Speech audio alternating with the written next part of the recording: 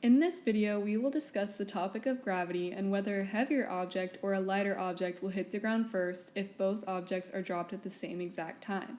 In the worksheet, we have the students show their explanation by drawing arrows at what point they think each object will be at when the first object hits the ground.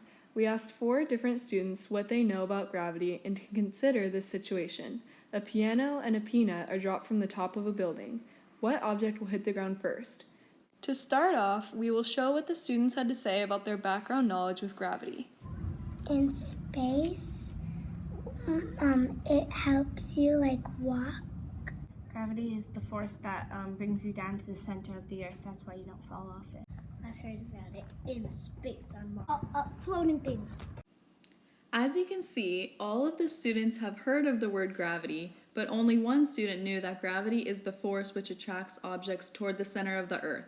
After getting a sense of the students' background knowledge of gravity, we asked the students what they think will hit the ground first if we drop the piano and peanut at the same time. Okay. And then the peanut, I don't think the peanut because it's really, really light and it will just go like a piece of paper. Why do you think the peanut? Because it's not smaller. I think the piano would. Because the piano is heavier than the peanut, and plus with the force from gravity, it gets heavier. Right. And so it's gonna hit the ground. The piano would? Okay. Because it's really big and strong, and this is it doesn't weigh anything. So it would hit the ground because it has weight. After the students verbally explained their answers, we asked them to visually draw on the worksheet. Here are their responses. Just I draw with think an arrow. this would be a piece of paper. Okay. I didn't really get any. And kind of just let all the way over here. Okay. So do you think that they're gonna hit the ground at the same time then? Nope. No. Nope. Okay. Okay. And the peanut would be here.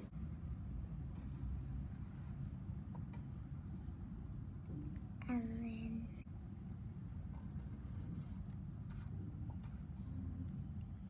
I actually thought this would be right here.